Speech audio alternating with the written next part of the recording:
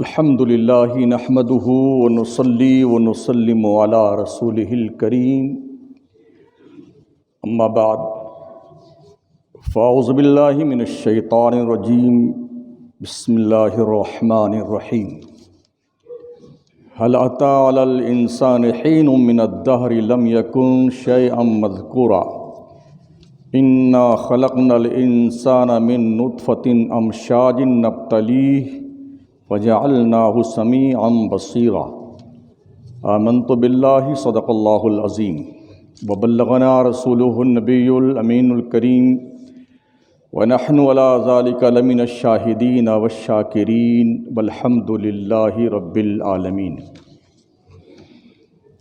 انتہائی خلوص اور محبت کے ساتھ مکین گنبد خضرا تاجدار عرب و عجم فخر آدم و بنی آدم حضور احمد مجتبیٰ حضرت محمد مصطفیٰ صلی اللہ علیہ وسلم کی بارگاہ کرم میں درود پاک کی نظریں پیش کریں۔ اللہم صلی علی سیدنا مولانا محمد وعلی آلہ وصحبہ وبارک وسلم صلاۃ و سلام علیک یا رسول اللہ۔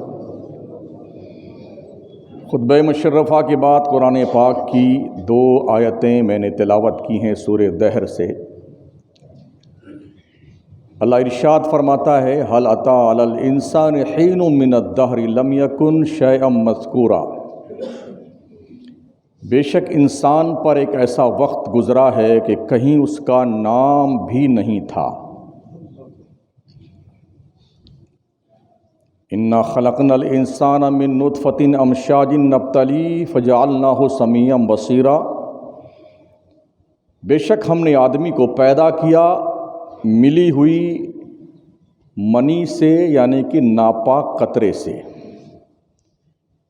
کہ وہ اسے جانچیں تو اسے سنتا اور دیکھتا کر دیا۔ حضرت آدم علیہ نبینا علیہ الصلاۃ والتسلیم کی پیدائش سے پہلے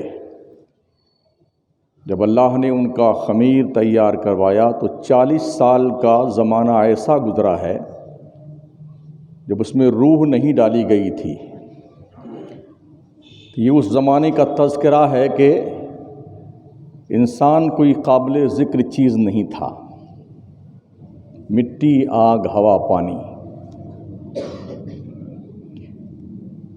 اللہ نے کس سے پیدا کیا انسان کو؟ ایک ناپاک قطرے سے۔ لیکن آدمی بھی کتنا بدماش ہے، آدمی جو بہت جلدی اپنی اوقات بھول جاتا ہے نا۔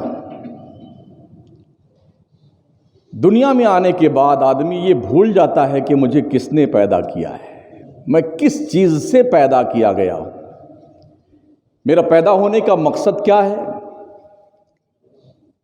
تھوڑا پیسہ آ جاتا ہے تو خدا کو بھول جاتا ہے، طاقت آ جاتی ہے تو خدا کو بھول جاتا ہے، علم آ جاتا ہے تو خدا کو بھول جاتا ہے، افرادی قوت حاصل ہوتی ہے تو خدا کو بھول جاتا ہے، کرسی مل جاتی ہے تو خدا کو بھول جاتا ہے۔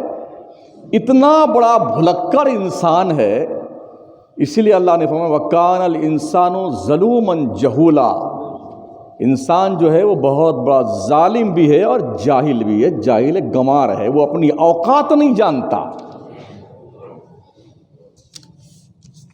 یہ اللہ کا فیصلہ ہے، یہ ہم نے تمہیں ناپاک قطرے سے پیدا کیا ہے تو تمہیں اپنی اوقات بھولنا نہیں چاہیے۔ ہمیشہ دھیان میں رہے کہ ہم کوئی قابل ذکر چیز نہیں تھے، ہمارے رب نے اس لائق بنایا کہ ہم قابل ذکر چیز ہو گئے۔ جنہوں نے اپنی اوقات پہچانی وہ فرشتوں کے لیے بھی باضابطہ طور پر رشک ملائکہ بن گئے۔ انبیاء، مرسلین، اولیاء، غوث، قطب، ابدال، شہداء، صدیقین، صالحین، یہ کون لوگ ہیں؟ انہوں نے اپنی اوقات پہچانی، اپنے آپ کو پہچانا، اپنے خالق کے احکام کے سامنے سر تسلیم خم کیا، تو آج ان کی کنڈیشن یہ ہے کہ ان کی چوکھٹ پر بھکاری ہو چاہے ارب پتی ہو، سب بھکاری بن کے ہی جاتے ہیں۔ ہم بھول جاتے اپنی اوقات، کیوں؟ ہم بڑے بلکڑ ہیں نا، ہم یہ سوچتے ہیں کہ ہمارے ساتھ 10-5 لوگ آگے پیچھے، ہاں حضور، ہاں جناب، ہاں قبلہ، ہاں کعبہ، جناب سینٹ صاحب، جناب فلاں صاحب، تو ہم اپنی اوقات بھول جاتے ہیں۔ ان لوگوں کو خوشی ہوتی 4-5 لوگ اگر کھڑے ہوں سینٹ ساہوکار کے سامنے اور سینٹ بیٹھا ہوا ہو اور وہ لوگ ادب سے کھڑے ہوں تو بڑے خوش ہوتے ہیں، ارے اتنے لوگ میری سیوا میں اپستھت ہیں، کھڑے ہوئی ہیں میری تعظیم کے لیے۔ پاگل انسان، تجھے شعور نہیں ہے۔ ہر آدمی کا وقت آتا ہے، ہاں ہر آدمی کا۔ وہ مثل بھی مشہور ہے نا، گھور کے دن بھی پلٹتے ہیں۔ ہم نے اس مختصر سی عمر میں بھکاریوں کو ارب پتی بنتے دیکھا ہے اور ارب پتیوں کو بھکاری بنتے بھی دیکھا ہے ہم نے۔ آپ میں سے بہت سارے ہم سے بڑے ہوں گے عمر میں، انہیں تو اور بہت زیادہ دیکھا ہوگا، ہم نے دیکھا ہے۔ دوسرے شہروں میں تو دور کی بات، اسی شہر میں دیکھا ہے۔ ہاں، تو اس لیے آدمی کو اپنی اوقات نہیں بھولنی چاہیے۔ اللہ نے ہمیں پیدا کیا ہے، یہ اس کی شان کریمی ہے، ہم اس کے احسان کو مانتے رہیں، سر تسلیم خم کرتے رہیں۔ ہمارے حضور خود فرماتے ہیں، ان کے سامنے جو کوئی کھڑا ہوتا تھا نا، سرکار ناپسند فرماتے تھے، بیٹھ جاؤ۔ اسلام فرعون کا مذہب نہیں ہے، قارون کا مذہب نہیں، نمرود کا مذہب نہیں ہے۔ اسلام محمد کے پیغمبر کا لایا ہوا مذہب ہے، جہاں چھوٹے بڑے، گورے کالے، امیر غریب کوئی فرق نہیں ہے۔ بزرگی صرف اسے ملتی ہے جو اللہ سے سب سے زیادہ ڈرتا ہے، اور جو اللہ سے سب سے زیادہ ڈرتا ہے وہ کبھی بھی خدا کے بندوں پہ ظلم نہیں کرتا ہے۔ یہ طے بات ہے۔ ہم نے اللہ سے ڈرنے کا حوصلہ پیدا کرنا چاہیے، خدا سے ڈریں، ہم رب سے خوف کھائیں۔ پتہ نہیں کس وقت وہ کیا بنا دے ہمیں۔ روز ہم دیکھتے ہیں یار وہ فلاں آدمی ٹھیک ٹھاک تھا، پیرالائسس ہو گیا اسے، ایک سائیڈ کا ختم ہو گیا حساب کتاب اس کا، کسی کا دونوں سائیڈ ختم ہو گیا، کسی کو اٹیک آ گیا، کوئی کوما میں ہے، علاج چل رہا ہے، کوئی وینٹیلیٹر پہ ہے، کوئی کیا ہے، کسی کو برین ہیمریج ہو گیا ہے، کسی کے دماغ میں ٹیومر پیدا ہو گیا، کوئی کینسر کا مریض ہے، کسی کا بلڈ کینسر ہے، کسی کو بون کینسر ہے، کسی کی آنکھیں چلی گئی ہیں، کسی کی ایک آنکھ چلی گئی ہے۔ کیا یہ حالات دنیا کے ہمیں جو ہم ٹھیک ٹھاک ہیں اس بات کا میسج نہیں دیتے ہیں؟ او عقل کے یتیم انسان، اپنی صحت پر، اپنی دولت پر، اپنے آپ پر گھمنڈ مت کر، رب کی دربار میں صرف کن کہنے کی دیر ہے۔ اللہ فرماتا انما اذا اراد اللہ بہ شیئا ان یقول لہ کن فیکون۔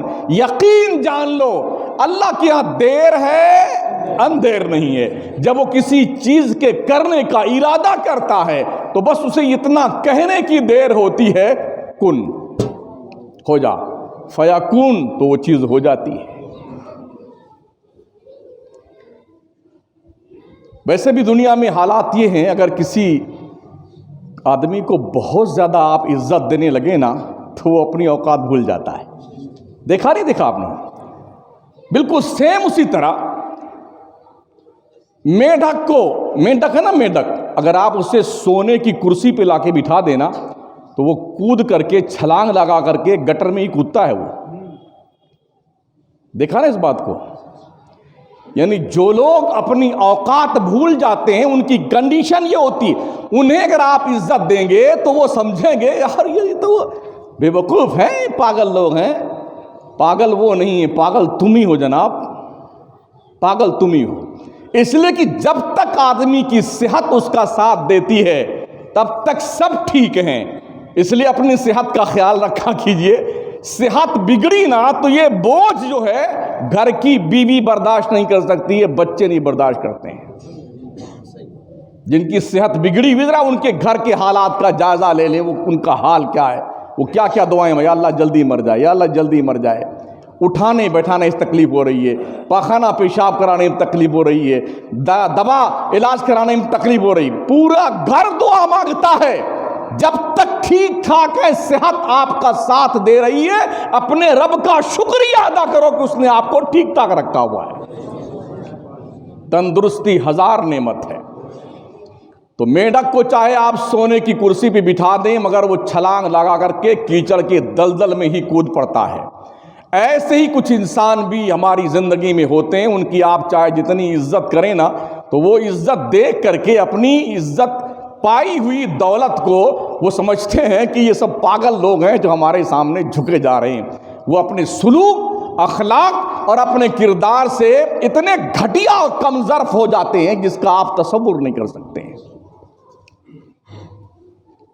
یہ بھی آپ یاد رکھیں، جس گھر کے دروازے رشتہ داروں کے لیے بند ہو جائیں اور جس گھر میں دیر رات تک جاگنے کی عادت اور دیر صبح تک سونے کی عادت ہو، اس گھر میں تندرستی، محتاجی، فقیری، بے برکتی اور روزی ختم ہونے کے سوا کوئی چارہ نہیں ہے، کوئی روک نہیں سکتا۔ آج ہمارے مسلم معاشرے کا یہی معاملہ ہے، دیر رات تک بیٹے جاگیں گے، فجر سے کوئی مطلب ہے نہیں،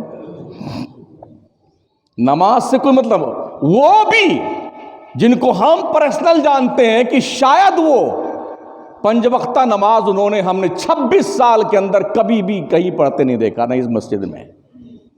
کبھی جمعہ پڑھنے آتے ہیں بیٹے تو وہ بھی 2 بجے کے بعد آتے ہیں، اور گلیوں میں دکانوں پہ کیا ڈائریکشن ہے، ارے مولانا تو 2 گھنٹے تقریر کرتے ہیں، نماز چھوٹی پڑھاتے ہیں۔ اوقات میں رہو، اوقات میں 45 منٹ سے 50 منٹ تک کی تقریر ہوتی ہے ہماری، اس سے زیادہ ہوتی نہیں۔ اور ویسے بھی مسٹر تم 2 بجے کے بعد آتے ہو تو تمہیں کیا لینا دینا تقریر سے؟ میں جانتا ہوں کہ 25-26 سال میں 5 روپے بھی اس کی طرف سے اس مسجد میں کبھی چندے میں نہیں آئے ہیں۔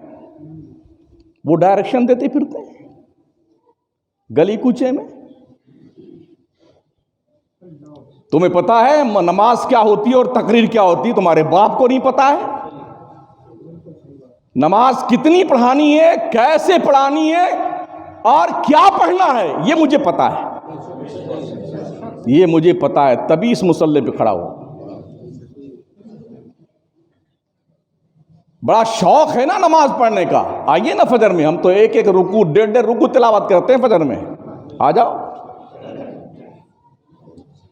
تب بیٹے نہیں آتے نماز پڑھنے، نہیں، جمعہ میں تو 2 گھنٹہ تقریر کرتے ہیں اور نماز چھوٹی پڑھاتے ہیں۔ نبی کا فرمان ہے نمازیں ہلکی پڑھائی جائیں، اس لیے چھوٹی پڑھاتے ہیں، ہلکی پڑھاتے ہیں۔ شوق چل رہا ہے نا، عشاء کے بعد باندھ نیت، فجر تک پڑھ لا، کیوں روکتا تیرے باپ کو؟ پڑھ، مسجد میں نیت باندھ لے، اپنے گھر پہ نیت باندھ لے، پڑھ تو صحیح۔ 1000 مقتدی ہوں، 999 مقتدی تندرست ہوں اور ان کا یہ کہنا ہو کہ مولانا نماز لمبی پڑھائیے، ایک آدمی بیمار اور ضعیف ہو تو اس ایک آدمی کو دیکھتے ہوئے نماز ہلکی پڑھائی جائے گی، 999 کا خیال نہیں کیا جائے گا۔ یہ مسئلہ شریعت کا ہے۔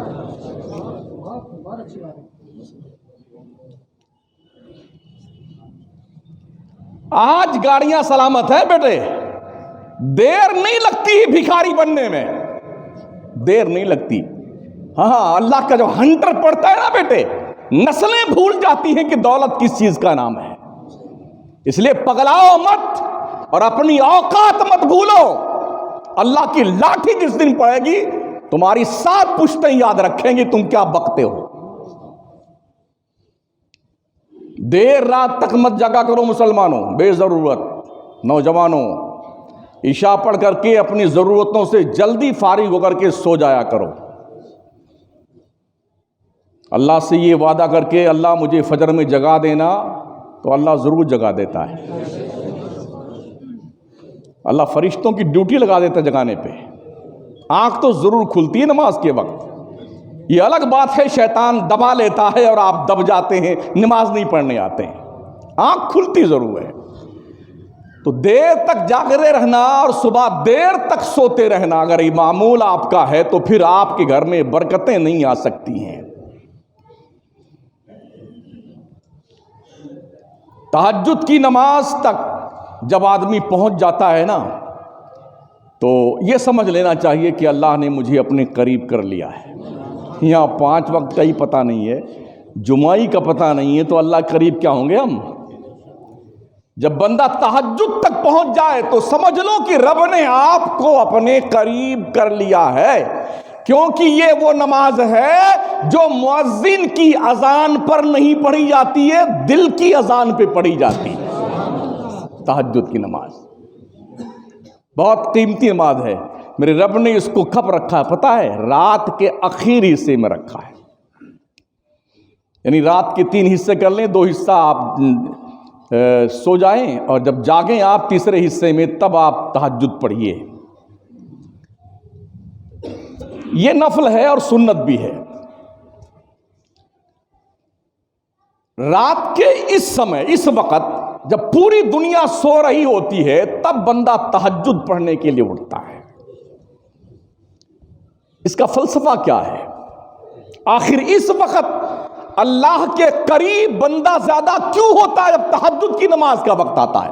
اولیاء، بزرگان دین، جتنے بھی صدیقین، شہداء اور صالحین گزرے ہیں نا، تہجد کے وقت ہی اللہ کو زیادہ کثرت سے یاد کیا کرتے تھے، کیونکہ اس وقت جب دعائیں آدمی مانگتا ہے تو اللہ بہت جلدی قبول کرتا ہے، یکسوئی کے ساتھ اللہ کی طرف متوجہ ہوتا ہے۔ دن میں آپ مانگے نا ڈسٹرب بھی رہیں گے، ادھر ادھر کوئی چوں چاں پوں پاں کرتا رہتا ہے نا، لیکن جب رات میں اکیلے، اور یہ بھی امتحان کا بڑا وقت ہوتا ہے، نیند آپ کو دبوچ رہی ہے، بستر آپ کو اٹھنے کی اجازت نہیں دیتا ہے، ٹھنڈی آپ کو دھمکا رہی، اٹھنا مت، مرنا میں تمہارے جسم میں کپکپاہٹ طاری کر دوں گی، یہ سارا کچھ ہونے کے باوجود بھی انسان اپنے نفس پر جبر کرتے ہوئے اٹھے اور پھر وضو کرے اور اللہ کے لیے مصلی بچھائے۔ کتنا قیمتی بات ہے کہ بندہ ہر آرام اور عیش کو تیاگ پتر دے کر کے خدا کی دہلیز کرم پر سربا سجود ہو گیا ہے۔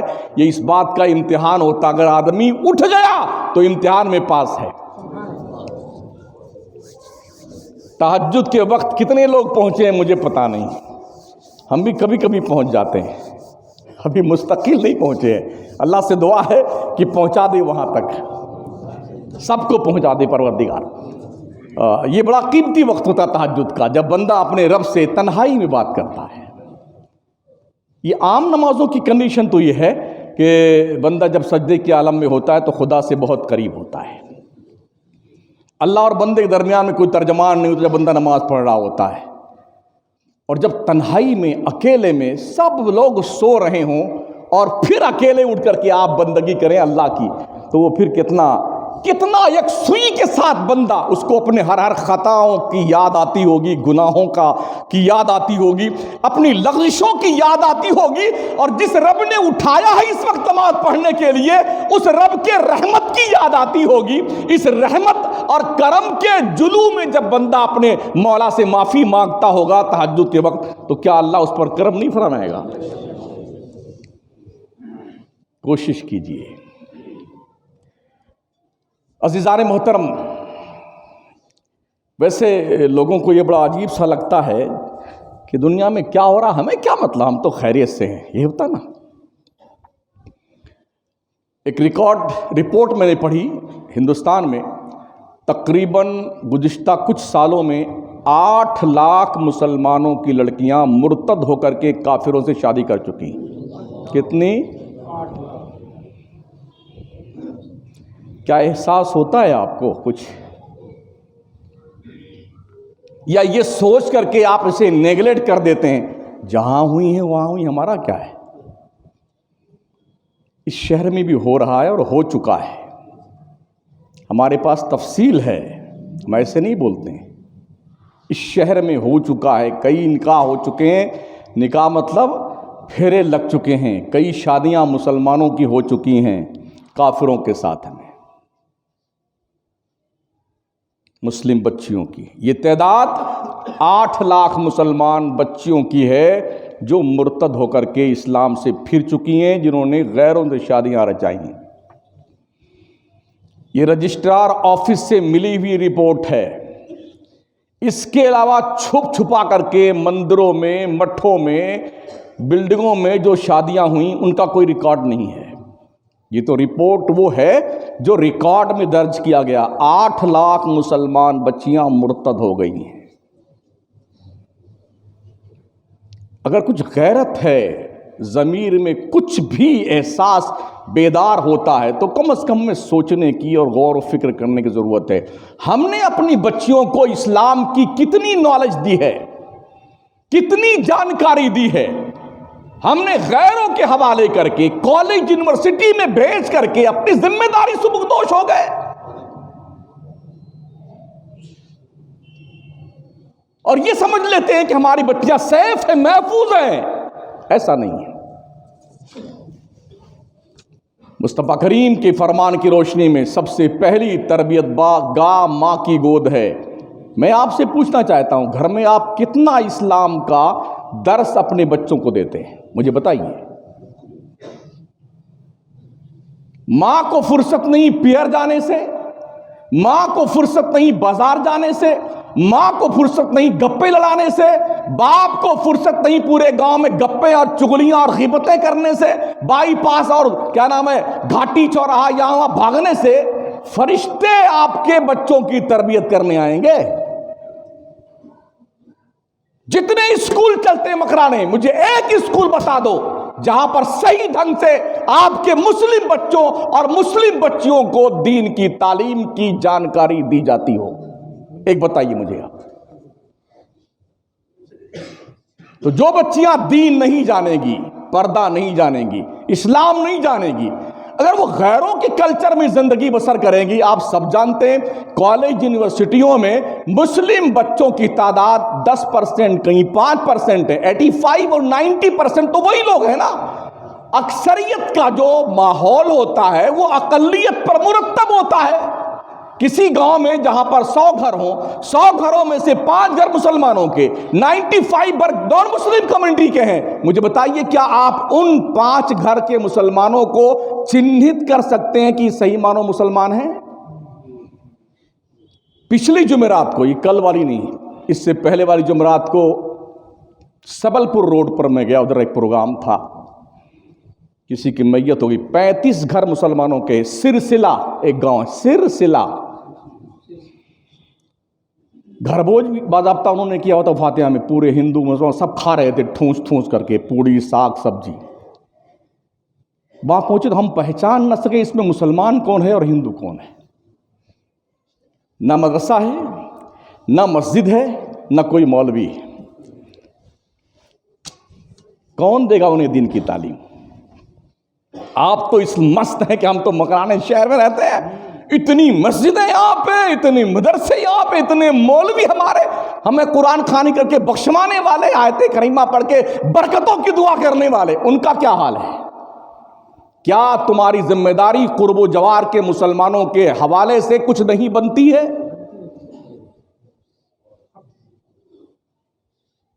کیا صرف اس بات کی خوشی ہے کہ ہم مسلمان ہیں؟ اگر معیار پہ پرکھا جائے تو ہم ڈھنگ کے مسلمان بھی نہیں ہیں.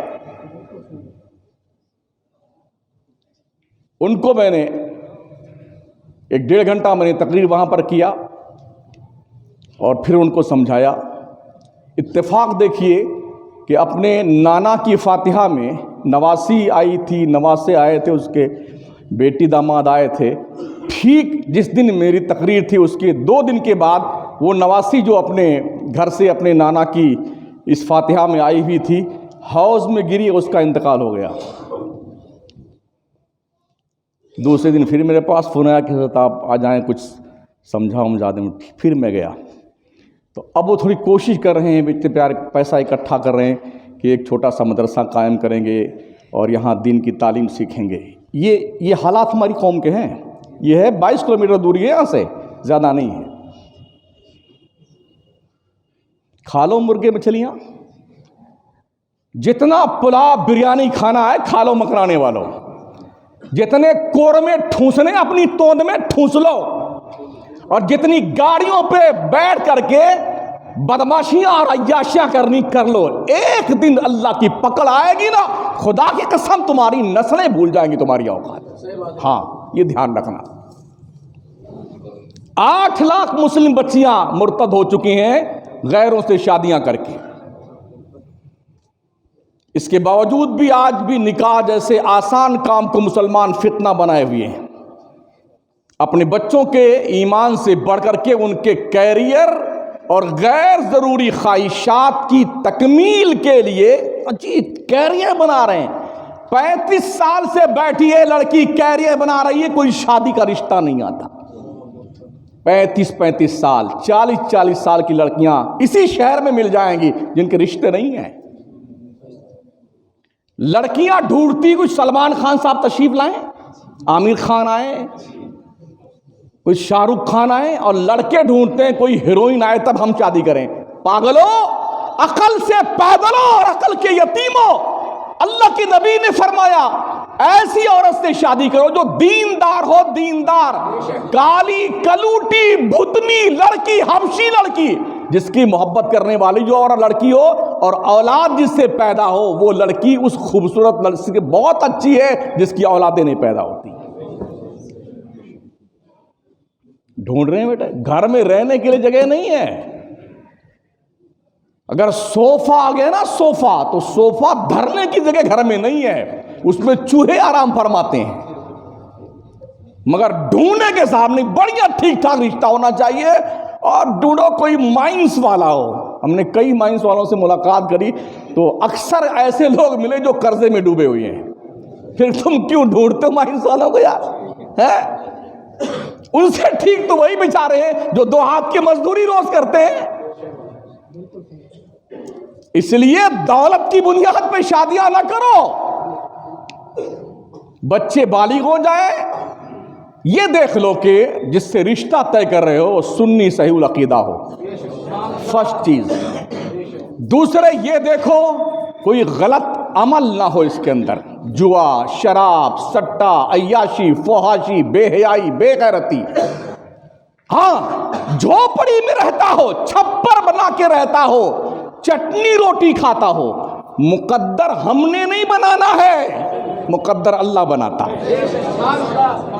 ہم نے دیکھا ہے کئی دوستوں کو جنہوں نے اپنے بچیوں کی شادیاں کری مالدار دیکھ کر کے، آج وہ بھکاری ہو گئے، اور ہم نے دیکھا بہت سارے دوستوں کو جنہوں نے اپنے بچیوں کی غریبوں کے ہاں شادیاں کی، اللہ نے انہیں مالدار بنا دیا۔ یہ رب کا نظام قدرت ہے، جسے چاہتا ہے اللہ دولت دیتا ہے، جسے چاہتا ہے لے لیتا ہے، واپس دے کر کے بھی لے لیتا ہے، کسی کو دیتا بھی نہیں، یہ اس کے شان کریمی کی بات ہے۔ تو کیریئر بنانے کا دھن سوار ہے لوگوں کے اوپر، بناؤ کیریئر۔ اس کیریئر بنانے میں اکثر لڑکیاں غیروں کے ساتھ بھاگ جاتی ہیں، یا کم از کم اس بری ڈگر پہ چل نکلتی ہیں جسے عیاشی کہا جاتا ہے، فحاشی کہا جاتا ہے۔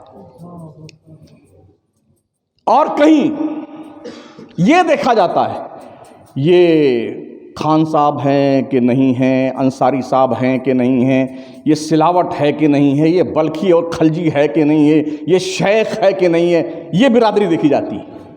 ہماری برادری کیا ہے؟ کل مومن اخوا، ہر مسلمان بھائی ہے، یہی ہماری برادری ہے، بس ختم بات۔ کیا لکھا رکھا ہے برادری سرادر تم نے یار؟ یہ کسائی، یہ چھپا، یہ بساتی، یہ لوہار، یہ موچی، یہ سلاوٹ، یہ ملاوٹ، یہ شیخ، یہ فلانا، کیا ہے بکواس؟ یہ مجھے دکھا سکتے ہیں قرآن میں، حدیث میں؟ آپ میرا رب فرماتا یا ایھا الناس انا خلقناکم من ذکر و انثی وجعلناکم شعوبا وقبائل لتعارفوا ان اکرمکم عند اللہ اتقاکم۔ اے لوگو، ہم نے تمہیں ایک مرد اور ایک عورت سے پیدا کیا ہے، ہم نے تمہارے قبیلے بنائے ہیں صرف پہچان کے لیے، only for introduction۔ ہاں، یہ مت سمجھنا کہ ہم فلاں ہیں تو ہمارا رتبہ بہت بڑا ہے، کچھ نہیں ہے۔ وَجَعَلْنَاكُمْ شُعُوبًا وَقَبَائِلَ لِتَعَارَفُوا إِنَّ أَكْرَمَكُمْ عِندَ اللَّهِ أَتْقَاكُمْ۔ تم میں کا بزرگ، بڑا، عزت دار وہ ہے جو اللہ سے سب سے زیادہ ڈرتا ہو۔ تو کیریئر بنانے کے دھن میں اور برادری ڈھونڈنے کے دھن میں اکثر اوقات لوگ غلطی کر جاتے ہیں اور ایسے کھڈے میں گرتے ہیں جس کا کبھی انہوں نے تصور تک نہیں کیا تھا۔ کبھی کبھی ایسا بھی ہوتا ہے، کہیں لڑکی لڑکا کہ شادی کا معاملہ طے بھی ہو گیا تو پورا خاندان، رشتہ دار، بھائی بند یہ سب مل کر کے ولن بن کے بیچ میں کود پڑتے ہیں، یہ نہیں ہوگا، یہ نہیں ہوگا، ایسا نہیں ہوگا، ویسا نہیں ہوگا۔ تب کیسا ہوگا؟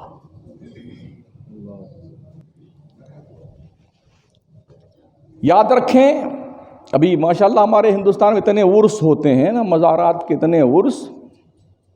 ابھی ایک جگہ جانا ہوا تھا فاتحہ خانی میں کوئی 2-3 دن پہلے، اتنے لوگ کھانے والے، ہم نے کہا اللہ کتنے لوگ پہنچے ہوئے یہاں پر۔ نماز دیکھیے تو گل، جمعہ کا پتہ نہیں، 5 وقتہ کا پتہ نہیں، لیکن ٹھونسنے کے لیے مسجد میں بیٹھ کر کے ہزاروں لوگوں کو دیکھا میں نے کھاتے ہوئے، ایسے ٹوٹے پڑے ہوئے ہیں۔ ہم کو بڑے تعجب سے لوگوں نے دیکھا کہ شمس الدین آج کیسے آ گیا؟ مجھے پتہ نہیں تھا، کہ مجھے تو اتنا کہہ کے بلایا کہ فاتحہ ہے، آ جائیے گا آپ۔ تو اس حساب سے میں چاہتا تو دیکھیے حالات، کمال، اتنے دیگ بھرے ہوئے تھے ماشاءاللہ، بھر بھر کر کے، اور ٹوٹ ٹوٹ کے بیٹے کھا رہے تھے، مرد بھی لائن میں، عورتیں بھی لائن میں۔ اس سے یہ پتہ چلتا ہے قوم غربت کی کس دہلیز تک پہنچ چکی ہے، پہلی بات۔ دوسرے یہ پتہ چلتا ہے ہماری قوم کو صرف یہی چیز جو ہے، سمجھتے کہ دین اسی کا نام ہے، کسی بزرگ کا عرس آ جائے بس لنگر بنا ٹھونس ٹھونس کے کھاؤ، توند بھاٹ لو اپنی۔ کیا اس کا نام اسلام ہے؟ قبروں اور مزاروں پر پھول اور چادر ڈالنا یقیناً اچھی بات ہے، لیکن یاد رکھیں اس سردی کے موسم میں کپ کپاتے ہوئے، کپڑا نہ ہونے کی بنیاد پر ٹھنڈ میں زندگی گزارنے والوں کو کپڑا پہنا دینا، کھانا کھلا دینا، انہیں کمبل مہیا کروا دینا، یہ اس مزار پر چادر ڈالنے سے زیادہ ثواب کا کام ہے۔ ہاں، اس لیے ہماری ساری ایکٹیویٹیز قبروں سے شروع ہوتی ہے اور قبروں پہ ختم ہوتی ہے۔ عرس کیسے کرنا ہے، کب کرنا ہے، چادر کتنی قیمتی ہونی چاہیے، جھنڈا روہن کب ہوگا، کیسے چلنا ہے، کیسے جانا ہے، کتنے دن رہنا ہے، اور کھانا کیا بننا ہے، اور پھول کتنے کا ہونا چاہیے، مٹھائی کتنے کی آنی چاہیے۔ کیا یہ پیسے اکٹھا کرنے کے بعد غریبوں کی غربت کا ازالہ نہیں کیا جا سکتا ہے؟ مسجد مدرسے والے گلی گلی گھوم پھر کر کے بیچارے 10-10 روپے چندہ کرتے ہیں، پھر بھی ہماری قوم کا، مسلمان کا حال یہ ہے، ضمیر مر گیا، ضمیر۔ غریبی ہے، ارے بہت بڑی مشکل کی زندگی گزر رہی ہے، بڑے حالات ہمارے خراب ہیں جی، بڑی غربت کا زمانہ ہے۔ کہیں قوالی ہو جائے نا، مشاعرہ ہو جائے، ناچ گانے ہو جائیں، تو دیکھیے نا 500 کا اور 2-2000 کا نوٹ نکلتا ہے۔ بینک سے گڈیاں بیٹے لالا کے پھر ایسے اڑاتے ہیں نچنیوں گوائیوں پہ۔ کیا بات ہے، پیر صاحب بیٹے دیکھ رہے ہیں کہ ہمارا یہ پگلایا ہوا مرید کتنا پاگل بن چکا ہے۔ اللہ بھی دیکھ رہا ہے تمہاری اس بدبختی کو، تمہاری ضلالت کو۔ قوم کی بہو بیٹیاں 2-2 روپے کے لیے بھیک مانگتی ترس رہی ہیں۔ جس مسجد میں جاؤ ہر نماز کے وقت میں کبھی 2 عورتیں ادھر بیٹھی، کبھی 3 ادھر بیٹھی، کبھی بچے بھوکتے بلک رہے ہیں۔ کبھی احساس کیا ہم نے ان کی غربت کا؟ محلوں میں رہنے والوں، تمہاری آخری آرام گاہ قبر ہے، قبر، اور تمہاری قبر میں بھی گدا نہیں بچھایا جاتا ہے۔ ہاں، اگر تمہیں سوچتے ہو کہ ہم مالدار ہیں تو ہماری قبر میں گدا بچھایا جائے گا، اور کیا نام ہے، ایئر کنڈیشن AC لگا دی جائے گی، اور چراغ کیا بلا بڑا والا لگا دیا جائے گا، تو یہ بھول جاؤ چوکھڑی، تمہاری اولاد بھی یہ کچھ نہیں کرے گی تمہارے لیے، تمہیں ٹھوس کی آ جائے گی تمہاری قبر میں۔ جس قوم کی بہو بیٹیوں کی اکثریت بھیک مانگنے والی، جس گلی چوراہے پہ دیکھو، جس سگنل پہ دیکھو، برقع پوش عورتیں بھیک مانگ رہی ہیں، پھر بھی تمہیں یہ بڑا فخر ہوتا ہے تم مسلمان ہو؟ تمہیں تو شرم سے ڈوب مرنا چاہیے قوم کے لوگوں۔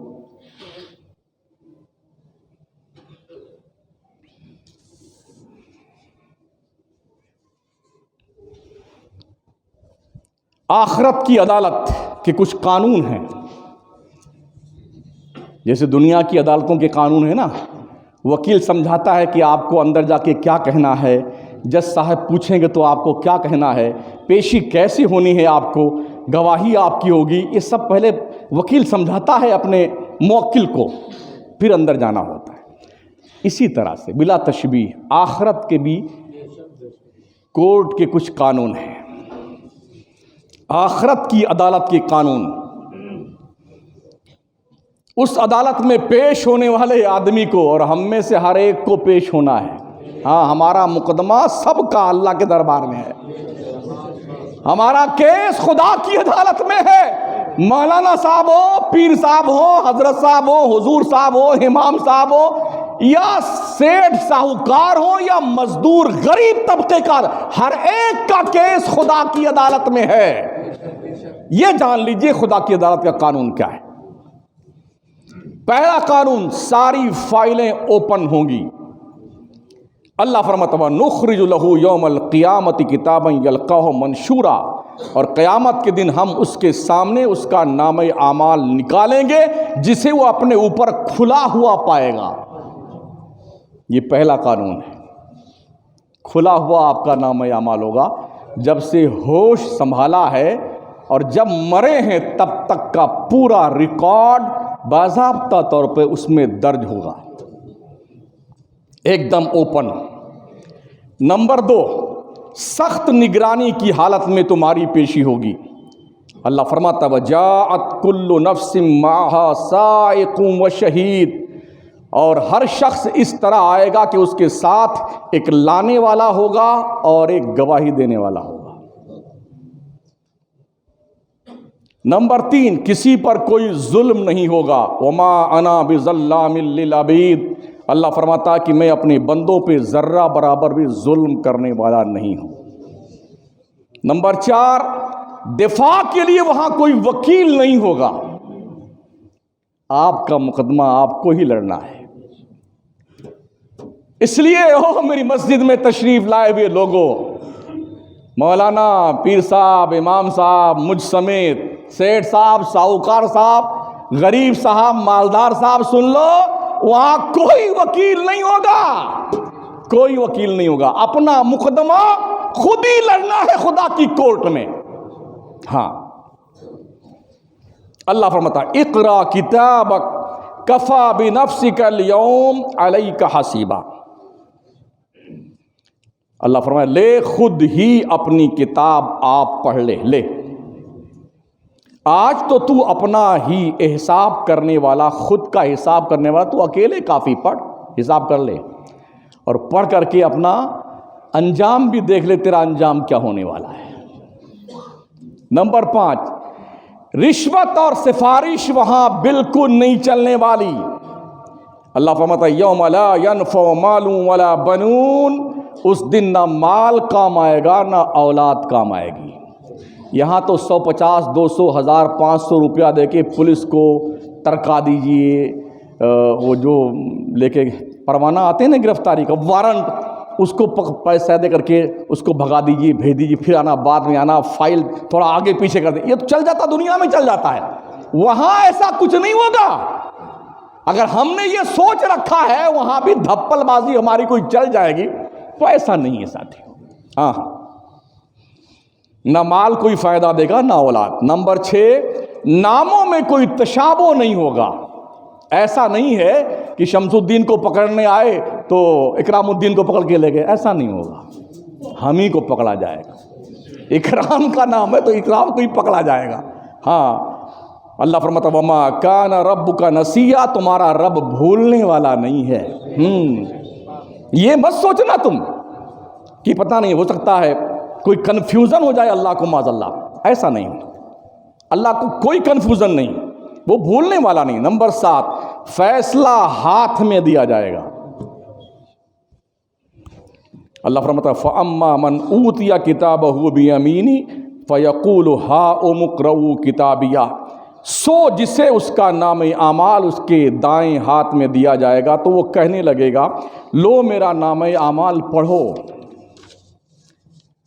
لو میرا نام اعمال پڑھو۔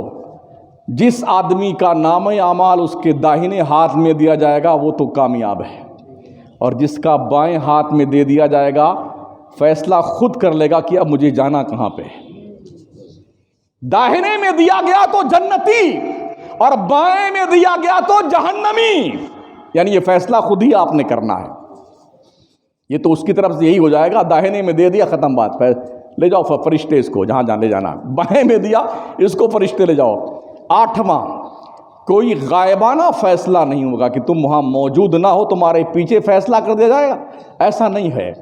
آج دنیا میں کیا ہو رہا ہے, آپ نہیں ہیں, آپ کا دستخط اڑا لیا ہم نے, فرضی دستخط ہم نے کر لیے, ہمارے بیٹے کا بھی کر لیا, ہم نے اپنے گھر والی کا بھی کر لیا, اپنے بھائی کا بھی کر لیا, اپنے نام کروا لیا, مقدمہ ڈال دیا. یہ کر رہے ہیں نا ہم. آپ ہماری کنڈیشن کیا ہے, بے ایمانی کرنے کی جن لوگوں کی عادت ہے نا وہ یہی کرتے ہیں, اڑا دیتے ہیں لوگ, دستخط بدل دیتے ہیں.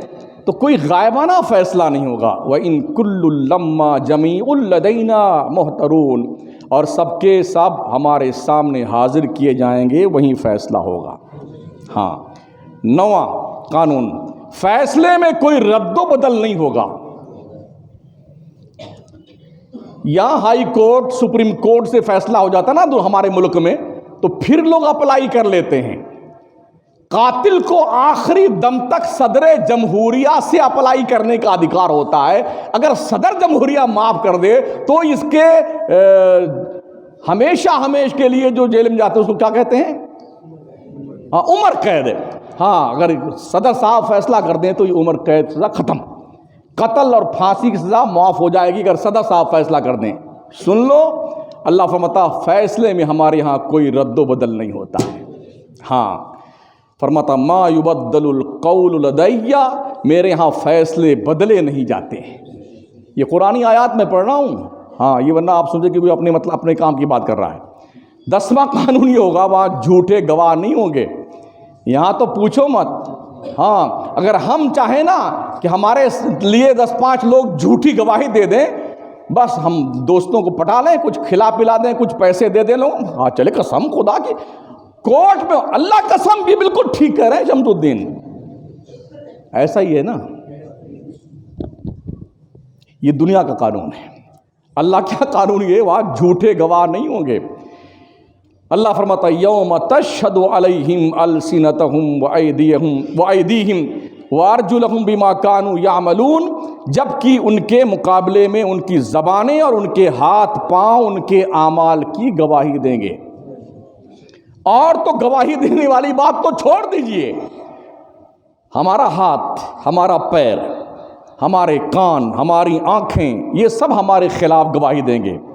الیوم نختم علی افواہہم, سورہ یاسین شریف, وتکلمنا ایدیہم وتشہد ارجلہم بما یکسبون کما قال عز وجل, آج کے دن ہم تمہارے منہ پہ مہر لگا دیں گے, تمہارے خلاف تمہارا ہاتھ گواہی دے گا. بما کانوا یکسبون, تمہارے خلاف تمہارے پیر گواہی دیں گے. پیر بولے گا اللہ یہ جھوٹ بولتا ہے, میرے پیر سے چل کے گناہوں کے اڈے پہ گیا تھا. ہاتھ بولے گا اللہ یہ جھوٹ بولتا ہے, میرے ہاتھ کے ذریعے سے اس نے فلاں فلاں گناہ کیا ہے. آنکھ بولے گی اللہ یہ جھوٹ بولتا ہے.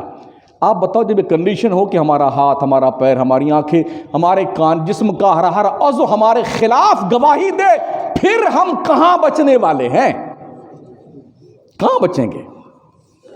نمبر 11, ساری فائلیں حاضر کی جائیں گی. اللہ فرماتا احصاہ اللہ ونسوہ, جسے اللہ نے شمار کر رکھا ہے, شمار کر رکھا ہے, اللہ نے گنتی کر رکھا ہوا ہماری فائل کتنی ہے. ہاں اور جسے یہ بھول گئے, اللہ نے شمار کر رکھا ہے, بندہ بھول گیا ہے. ہاں بندہ بھول گیا ہے. سنیں کیا جو کر لیا سو کر لیا, کون پوچھنے والا ہے مسٹر, ایک دن حساب کا ہے. ہاں اگر تم بھلا دیے ہو کہ ہم نے تو فلاں کام نہیں کیا, اللہ نے سب شمار کر رکھا ہے, وہ بھولنے والا نہیں, بھولنے سے پاک ہے. نمبر 12, اعمال تولنے کا باریک پیمانہ ہوگا. اللہ فرماتا بنضع الموازین القسط لیوم القیامہ فلا تظلم نفس شیئا وان کان مثقال حبہ من خردل اتینا بہا وکفا بنا حاسبین. قیامت کے دن ہم بیچوں بیچ لا کر رکھیں گے ٹھیک ٹھیک تولنے والا ترازو, پھر کسی پر کچھ بھی ظلم نہ کیا جائے گا. اگر رائی کے دانے برابر بھی عمل ہوگا تو اسے ہم لا کر کے حاضر کریں گے. راتوں میں جرم کرنے والوں، کورٹ کچہریوں میں جرم کرنے والوں، ادھیکاریوں سے مل کے حرام خوری کرنے والوں، فائلیں بدلنے والوں، دستخط فراڈ کا کرنے والوں، جھوٹی گواہیاں اکٹھا کرنے والوں، سن لو تمہارا انجام کیا ہوگا. مرنے کے بعد خدا کی عدالت میں تم کو حاضر ہونا ہے.